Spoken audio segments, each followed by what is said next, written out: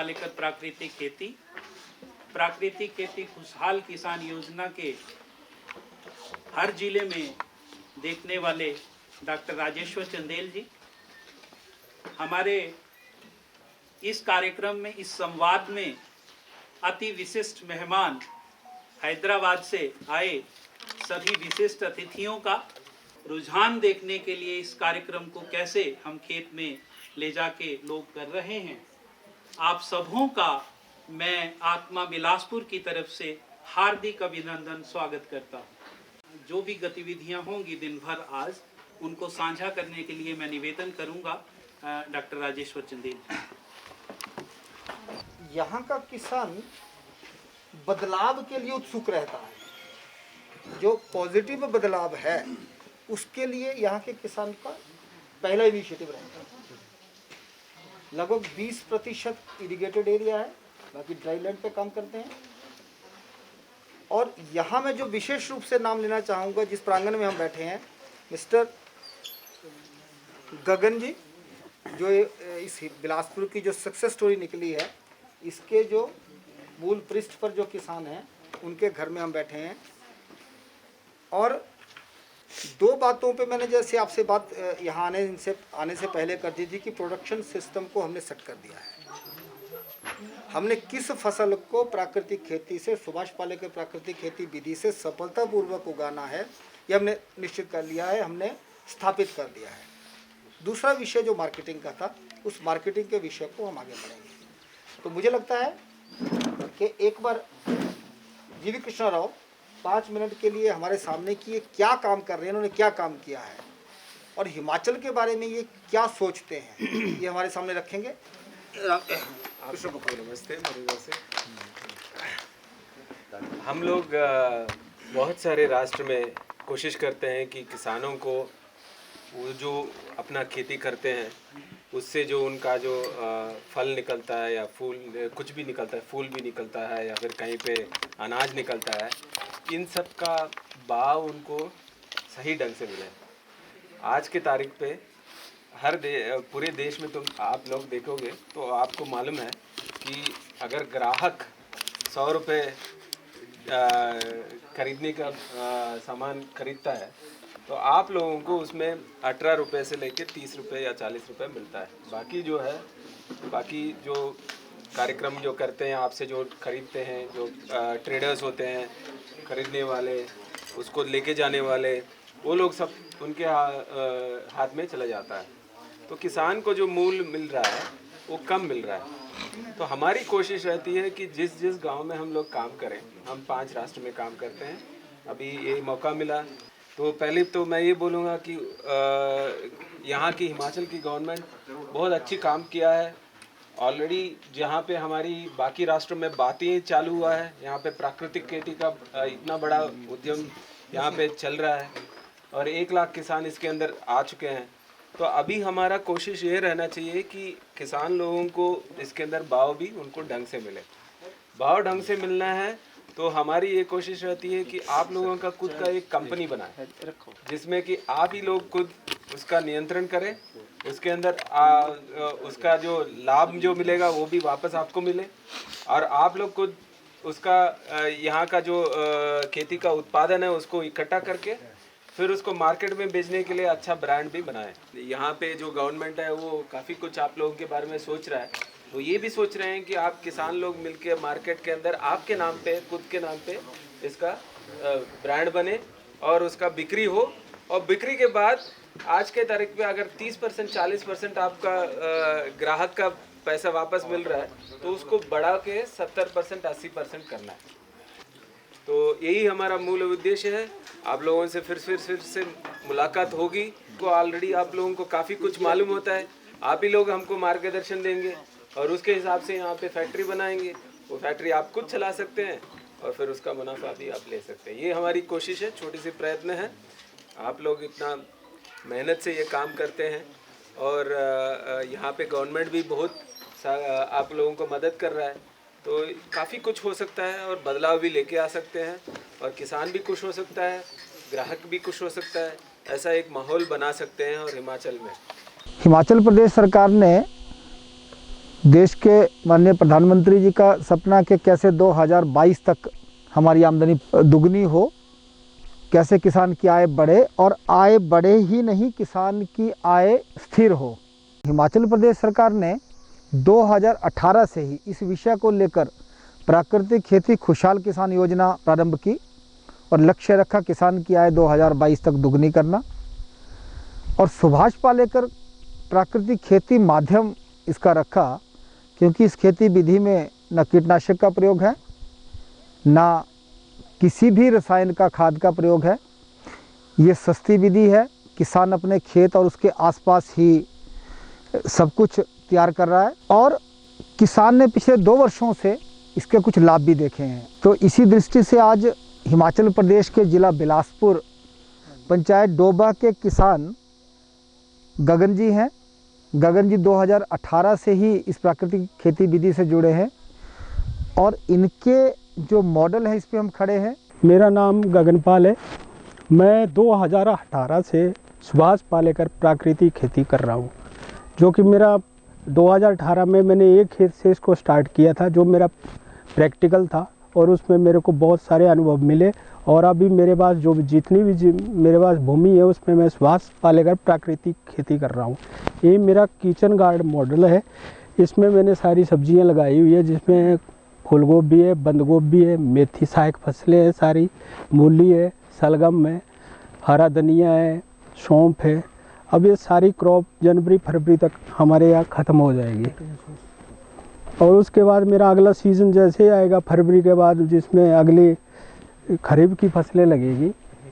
ये सारी इसमें पूरा सभी बीजों को बीज अमृत से मैंने ट्रीट किया हुआ है। फिर इसकी नर्सरी तैयार की हुई हो जो मैंने लगाई हुई है। पूरा जीव अमृत, घन जीव अमृत सारा यूज़ होता है। जो सब्जी का स्टूल है उसमें 10 से 15 दिन में हम जीव अमृत डालते हैं, और कोई भी हम इसमें कोई केमिकल नहीं डालते, कोई पेस्टिसाइड नहीं डालते, कोई फंगीसाइड नहीं डालते।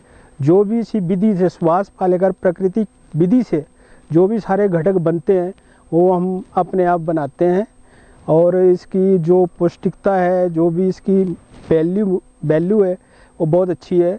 और इनकी जो डिमांड है, जैसे लोग मेरे से घर से ही खरीद के ले जाते हैं, मेरे को कहीं बेचने की बाहर जाने की ज़रूरत नहीं, सबसे पॉजिटिव पॉइंट है। और दूसरा जो है नेचुरल है, हमारी भूमि है, इसको हम प्रदूषण से बचा रहे हैं। इसमें हम कोई जहर नहीं डाल रहे हैं। जो हमारे मित्र कीट है उनकी बिल्कुल हम रक्षा कर रहे हैं, उनकी बढ़ोतरी हो रही है। और इसमें दूसरा पानी को दूषित होने से बचा रहे हैं, और हमारा जो वायुमंडल है उसको भी हम बचा रहे हैं। और 70% इस खेती को पानी की ज़रूरत नहीं होती, जो कि आच्छादन हमने किया हुआ है। इसमें बापसा होता है, इसमें हमारा देसी केंचुआ काम करता है जो ऊपर से नीचे आता है, और इसमें बहुत अच्छे हमारी नमी मेंटेन रहती है। हमारा किसान लगभग 3 से 4 छिड़काव फंजीसाइड का करता है, फफूंदनाशक है। अभी मैं जीव अमृत के सिवा और अपने खट्टी लस्सी और एक अग्नि अस्त्र की मैंने इस पर स्प्रे की हुई, और कोई कुछ नहीं है। जो जीव अमृत और कोई बाकी फंगीसाइड कोई नहीं डाला। और कीड़े आते हैं इसमें। हाँ जी। एक तो आता है एफिड, हाँ जी, जो जुएं जैसे हरी रंग की होती है ना, पाउडर होता है। वो शुरू में जैसे 2 पत्ते आते हैं तो आ जाता है जी। तो उस पहला जो कीटनाशक का छिड़काव उस समय किसान करता है जी, उसमें आपने कैसे बचाया इसको? इसको मैंने जीव अमृत और अपने पहले मैंने इसमें द्रेक अस्त्र का स्प्रे किया, उसके बाद अब मैंने अग्नि अस्त्र का इसमें स्प्रे द्रेक किया। है आपके यहाँ? हाँ, द्रेक है सर। तो द्रेक कैसे बनाया आपने? अपने देसी इसमें देसी गाय का जो गौमूत्र है वो सिर्फ 40 लीटर, 1 बीघे के लिए 40 लीटर पानी और 2 किलो द्रेक के पत्ते के, और जी 2 लीटर गौमूत्र, 400 ग्राम गोबर, उसको हम एक छोटे से प्लास्टिक के ड्रम में घोलते हैं और 48 से 96 घंटे में वो तैयार हो जाता है। अभी तक एक बारी हमने एक स्प्रे की हुई, जो अभी सीजन जो चला हुआ है अभी क्रॉप में। बाकी एक बार द्रेकास्त्र की है, एक बार अग्नि अस्त्र की। और दूसरा कई बार कुछ किसानों का रहता है कि जैसे इस सीजन में कीड़े कम आते हैं, बीमारी भी कम है। हाँ जी। जो मार्च के बाद हम लगाते हैं गर्मियों में। हाँ जी। उसमें कैसे करते हैं? उसमें भी मेरा पिछला अनुभव है, यहाँ मैंने टमाटर लगाया था पहली बारी, और 155 प्लांट थे उसमें। अच्छा। सहायक फसल उसमें मेरे फ्रांसबीन थी और मूली थी सर, और 155 प्लांट में 5.5 क्विंटल मैंने टमाटर निकाले यहाँ से। तो उसमें बकाई रॉट नहीं आया? थोड़ी बहुत प्रॉब्लम आई, थोड़ी प्रॉब्लम आई, थोड़ी पर वो उसमें रही, नियंत्रण में हाँ, रही। नियंत्रण में रही पूरी। और उसमें मैं अग्निअस्त्र का और खट्टी लस्सी का प्रयोग करता था। तो जो फल आया, हाँ, उस फल में फर्क क्या था? फल बहुत अच्छा था, फल शाइनिंग बहुत अच्छी शाइनिंग थी, और उसकी जो कैपेसिटी थी वो लंबे टाइम तक वो टिक रहा था। वो फल लाइफ लंबी है उसकी। अब एक चीज, जैसे सभी किसान यहाँ खड़े हैं, आज हमारे पास भूमि भी निश्चित है जी। उसी भूमि में हम बोलते हैं आय भी दुगनी करनी। तो आय दुगनी कैसे होगी? तो सबसे पहला माध्यम तो ये है कि हमारा खेती का जो खर्चा है वो न्यूनतम जाए। तो पहला तो गैप हो गया। जैसे हिमाचल प्रदेश का अगर हम एक जो हमारे ध्यान में चीज़ें आई हैं कि जो धान, मक्की और गेहूं लगाता है वो 2000 से लेकर 3500 तक एक सीजन में गेहूं और मक्की पे खर्चता है। 4000 तक भी जाता है पर बीघा। और इसको मान सकते हैं 5 से गुणा कर दो तो पर एकड़ हम फिर लगभग 10,000 से लेकर 20,000 तक खर्चते हैं। और जो सब्जी वाला है वो 8,000 से लेकर 12,500 तक हर बीघे में खर्चता है जी, केमिकल का। और इसको 5 गुणा कर दो 60,000 प्रति एकड़। जो सेब वाला है, जो सेब वाला किसान है, वो सेब वाला किसान क्या करता है कि उसका लगभग 20 से 22,000 रुपये प्रति एकड़ जा रहा है, प्रति बीघा जा रहा है। और वो 1 लाख रुपए एकड़ हो गया। और अनार वाला 22 से 25,000 पर बीघा। इसका मतलब 1,25,000 पर बीघा कीटनाशक, फफूंदनाशक और खाद पर खर्चता है। तो पहली बात है, जब हम इसको न्यूनतम कर देंगे तो ये जो हमने वो खर्चा था वो खर्चा हमने घटा दिया। वो कहाँ ऐड हुआ? हमारी इनकम में आया। दूसरी बात, जैसे आच्छादन बताया इन्होंने, ये आच्छादन दिया है, इसके 5 फायदे हुए। पहला फायदा, जमीन की नमी को बरकरार रखेगा, ये नमी को ऊपर नहीं जाने देगा। दूसरा फायदा, ये जमीन के टेम्परेचर को 28 से 32 डिग्री रखता है, जो सूक्ष्म जीवाणुओं के लिए सबसे जरूरी है। तीसरा, ये अंधेरा बनाता है। अंधेरा जीवाणु को और केंचुओं को चाहिए। रिलेटिव ह्यूमिडिटी जब 25% भी होगी तो ये उसको खींचता है, नमी को। आपने ध्यान दिया होगा, गांव के आसपास घास का पुल्ला कहीं गिरा हो, उसको 5-7 दिन के बाद जब हम उठाते हैं तो उसके नीचे नमी होती है। तो वातावरण से वो 30% से भी नमी को खींच के ज़मीन में देता है। और 5वां फायदा, जब फसल खत्म होगी तो सड़ के ज़मीन में जाएगा और कार्बन में बदल जाएगा। ये इसके 5 लाभ आच्छादन के हैं। जब ये पानी देते हैं तो इस नाली में देते हैं, नाली से कैपिलरी एक्शन से, केशाकर्षण शक्ति से पानी अंदर को जाता है और जड़ जो है वो पानी को ढूंढती हुई बाहर निकलती है। जहाँ उनका मिलना होता है उतना ही पानी ज़मीन को चाहिए, पौधे को चाहिए। मैंने सुभाष पालेकर की विधि से टमाटर लगाया, और उस टमाटर जो मैंने लगाया, और जहाँ हम इतनी कीटनाशक दवाइयों का प्रयोग करते थे, हमने कोई कीटनाशक दवाई की प्रयोग नहीं किया। हमें जो इस विधि से अग्निअस्त्र, ब्रह्मास्त्र या फिर खट्टी लस्सी है उसकी स्प्रे की।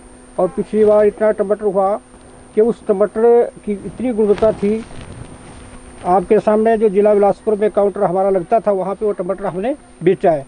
उसकी लाइफ, जो सितंबर में हमारा टमाटर आता था, उस सितंबर में आके 1-2 महीने में ख़त्म हो जाता था। लेकिन वहाँ टमाटर, उसकी लाइफ इतनी थी कि वो टमाटर जाके मार्च और अप्रैल में ख़त्म हुआ।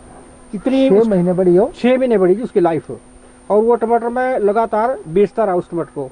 तो मेरा जो अपना अनुभव है कि इस विधि से जो हम फसल लगाते हैं उसकी लाइफ भी लंबी होती है और उसकी गुणवत्ता भी ज़्यादा होती है, और उस टमाटर की शाइनिंग भी बहुत ज़्यादा थी, जिसमें मुझे मार्केट में भी अधिक वैल्यू मिली है।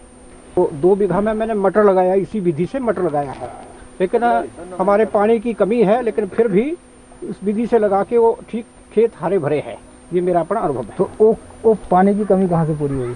कामी वो आच्छादन से ऊपर से हवा से जो पानी मिलता है जिस विधि से हमें बताया है उससे ये आच्छादन आपने पूरा किया है? हाँ जी, हाँ जी। दूसरी बात जी, ये लगाया हमने मेथी मेथी की जगह मान लिया या धनिया लगाया आपने, यहाँ धनिया क्यों लगाया, कुछ और लगा लेते? ये इसलिए लगाया क्योंकि जिसमें ना जैसे हमारे को बताया है कि भाई जिसकी दो टुकड़े होते हैं जिस भी चीज़ के, उससे जो है नाइट्रोजन मिलती है पौधे के लिए, इसलिए हमने इस तरह के सह फसलें लगाई है सह फसल से नाइट्रोजन ताकि मुख्य फसल को उससे नाइट्रोजन मिलती रहे। ये जो हमने बीच में नाली बनाई है, इसका कोई लाभ भी है कि ये पढ़ने की चीज़ है? नहीं सर, लाभ तो है। मैंने भी थोड़ा सा 2 बेड बना करके लास्ट ईयर भी गोभी का उत्पादन किया था। अच्छा। तो उसका भी मतलब जो है टेस्ट जो है बिल्कुल एक तो अलग था, और इवन वो ये देखा था मैंने कि 2-3 फूल जो है उसके 2 या 3 दिन या 4 दिन तक मैंने ऐसे बिना फ्रीज के ऐसे रखे उसको। मार्केट से जो भी चीज़ें लाते हैं उनको जैसे हम खुले में रख देते हैं, तो उसमें जैसे ऊपर से धब्बे या काले दाग जैसे पड़ने शुरू हो जाते हैं, या मतलब जो लगता है कि खराब होने लगी है, तो वो उसमें मतलब वो बहुत कम थी उसकी। जमीन का किसको लगता है यहाँ कि भाई जमीन भुरभुरी हुई? ये सर मेरा एक्सपीरियंस मैं बता रहा हूँ। जमीन बिल्कुल हल्की हो गई है। अभी तो चलो वहाँ पे देसी गाय बांध दी है, आंगन बना दिया है, लेकिन उसकी जो मिट्टी थी ना सर, वो जैसे चींटियां बिल्कुल मिट्टी को खुरेती है ना सर, बिल्कुल हल्के वो गड्ढे बनाती है, बिल्कुल वैसे मिट्टी ऊपर से हुई थी सर उसकी। जो तो आपको लगता है कि मिट्टी से भुरभुरी बिल्कुल हल्की भुरभुरी हो जाती है सर। और हमारी तो ये बड़ी चिकनी मिट्टी है, सिंचाई वाला एरिया है। जब से मैं जीवामृत घनजीवामृत डाल रहा हूँ, ये जमीन मेरी बिल्कुल हल्की हो गई है। भारती जी, मिट्टी को कैसे लग रहा है आपको कि मिट्टी जो इस खेती इस विधि से करने से मिट्टी भुरभुरी हो जाती है? हम तो बैल के द्वारा खेती करते हैं, जब पहले हल चलाते थे तो जमीन कठोर लगती थी। जब से इस विधि से हम खेती कर रहे हैं तो मिट्टी बिल्कुल भुरभुरी, और नीचे जो है क्या बोलते हैं उनको, केंचुआ। तो जमीन में केंचुआ भी दिखाई देता है, जो कि पहले केंचुआ दिखाई नहीं देता था। जैसे हम हर किसानों से हमने कहा कि आप अपने किचन गार्डन से शुरू करें, जी जी, फिर लगता है तो उसको बढ़ाएं, फिर और अच्छा लगता है तो और बढ़ाएं जी। तो आपने कहाँ किचन गार्डन से शुरू किया था या पूरा एरिया ले लिया था? जी, सबसे पहले तो हमने एक क्यारी से स्टार्ट किया 2018 में। गगन जी हमारे साथ थे पालमपुर में। तो सबसे पहले हमने एक खेत का जो एक टुकड़े में इसका प्रैक्टिकल किया। जैसे हमारे खाद से होती थी वैसे ही वो हमारी बिना खाद के उतनी ही उपज में मिलने लगी। तो हम अभी क्या कर रहे हैं, जितनी भी हमारे पास जो ज़मीन है उसमें बिना खाद से, बिना किसी स्प्रे से और सुभाष पालेकर खेती के द्वारा ही उसमें खेती कर रहे हैं। ऐसी कोई कमी नहीं आ रही है फसल में अब कि वो हमारी कम हो रही है, बल्कि बढ़ रही है। एक पूरे देश भर में बात हो रही है आज कि बिकता नहीं है, आपकी डिमांड कैसी? नहीं, ऐसा नहीं है सर। आज की डेट में ना जी, हर कोई चाहता है कि हमें जहर मुक्त या अच्छा शुद्ध खाना मिले या शुद्ध अनाज मिले। तो इसमें इतना ज़्यादा तो कोई फ़र्क नहीं लगता हमारे को कि इसकी डिमांड नहीं है। इस खेती को करने से जी एक और भी हमारे को, जैसे कि आत्म प्रोजेक्ट वाले हर टाइम आते रहते हैं और हमें बताते रहते हैं। अच्छा, लगातार जितनी भी दालें दूलें और जैसे माँ हुआ, कुल्थी हुई और सोयाबीन वगैरह है, हर चीज़ आज हमारे घर में अपनी हो रही है। लहसुन है, अदरक है, हर चीज़ बिना खाद से, बिना। लोगों ने प्रत्यक्ष तौर पे खट्टी लस्सी का प्रभाव बुद्धिराम जी के खेत में देख के जो है वो हमारी इस प्राकृतिक खेती के मॉडल में देखा। और सिर्फ बुद्धिराम जी ने, जैसा इनका अपना वर्जन है, ये बोलते हैं कि सिर्फ इन्होंने 2 स्प्रे की और उस समय हम भी गए और वास्तव में प्रत्यक्ष रूप से लोगों ने इनके खेतों पे खट्टी लस्सी का प्रभाव, फफूंदनाशी का, जो कि पीला रतुआ को रोकने में पूरी तरह सफल रहे। और तो ये जो फसल आई वो उतनी ही आई? उतनी आई जी, जितनी पहले होती थी उतनी आई। खादें देते थे, हाँ। उतनी फसल आई। क्योंकि मैंने उसमें घन जीवामृत और जीवामृत वगैरह इसका बहुत स्प्रे करना, 40-50 बैग तो मैंने घन जीवामृत के बनाए थे। अच्छा, आपके पास बहुत सारा होता है घन जीवामृत, बहुत मात्रा में, ये पूरे वर्ष भर के लिए। अच्छा, बना के रख लेते हैं। अब थोड़ा कम कर दिया क्योंकि अब मेरी ज़मीन जो है वो ठीक है पर अच्छा अच्छी आ गई है तो आपको अब जीवामृत की स्प्रे करते हैं। अब ये बात देखो और सुनने वाली है, धीरे धीरे ये छिड़काव है ना और घनजीवामृत डालना ये कम होता जाएगा फिर, और क्योंकि दूसरे इसको बोलते हैं ये जमीन अपने आप बनने वाली है, अगली फसल को उसी पौष्टिक तत्वों के साथ ये आगे को जाएगी अगली फसल को। एक मैं और अनुभव बताता हूँ शिमला का। हमारे पास एक साइंटिस्ट आए जो बीमारियों पे काम करते हैं, और शिमला जिला में सेब में स्कैब आया 1982 के बाद पहली बार, बहुत बड़े स्तर पे स्कैब आया, और एक पतझड़ रोग आया जिसमें पत्ता पहले गिर जाता है और फल रह जाता है, बाद में फल भी गिरना शुरू हो जाता है। जब उन्होंने पूरा डाटा 122 बगीचे वालों का लिया, सेब वालों का, तो बाद में उन्होंने आए, उन्होंने कहा सर खट्टी लस्सी तो सबने छिड़काव किया, पर जिसने देसी गाय की खट्टी लस्सी बनाई थी उसको लाभ ज़्यादा हुआ, जबकि उन्होंने उनको अभी इस प्राकृतिक खेती का ज़्यादा अनुभव नहीं था। तो फील्ड से जो बताया उन्होंने आके कि जो खट्टी लस्सी देसी गाय की थी उसका लाभ ज़्यादा है। At the end I as the executive director of Prakritik Kheti खुशहाल किसान योजना, आई humbly thank the organizers of this great event to invite us to present our farmers, to present the concept how our farmers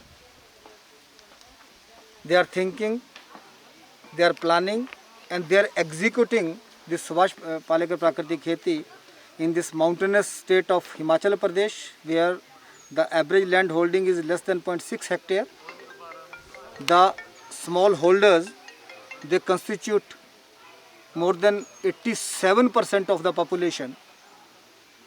So we have now over 90,000 farmers working on the Subhash Palekar Prakriti Kheti concept. However, the area initially is less. It's around 5,500 hectare. But the important issue here is that we are working on the small holders. Now we are seeking the support from the external experts, how they are helping our small holders, how our farmer gets the better price based on the true costing, how his produce gets immediately distributed to the market. At the end, I would request all the viewers of this conference to have a visit to Himachal Pradesh. Himachal Pradesh is a beautiful state. It is a tourism state.